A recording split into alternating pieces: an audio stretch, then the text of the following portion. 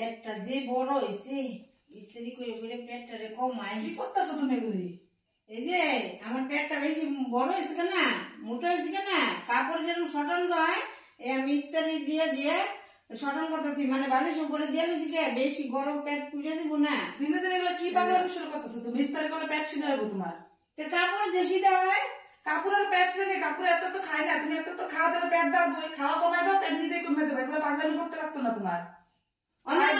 তোমার চোখে আমরা বলে বলে খাইবা আর পেট তো হইবই দিলে, খাওয়া কমাও দেখবে এমনি পেট সিধা হয়ে যাবো গা। নিজে বাড়াইবা পেটটা মানুষের থালে খায়, কিন্তু গামলা বলে বলে হাবিতের মতন খাও, পেট এগুলো তো কি হইব? আমি বলে আবুদ্দার মতন খাই তোমার পেটটা কেমন হয়েছে? পেটটা কেমনি হয়েছে? আবুদ্দার মতন খাইবো আবার ইস্তারি করে পেট কমাইতে আসছে।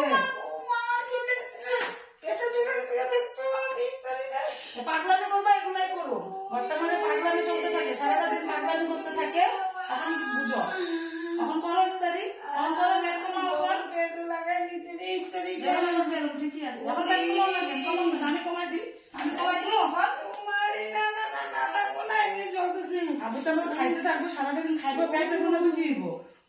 ইস্তারি করে পেট কমাইতে আছে, নমুনা শেষ হয় না, খাওয়া ছাড়বো না তার বেটি। দেখছো পেটটা বালিশটা সরাই দিতে আর গরম ইস্তারি লাগে বসে পেটের মধ্যে রে। আমি একটু এলে কমতো ও মা জল দেখে পেটের মধ্যে জল দেখে রে, যে জল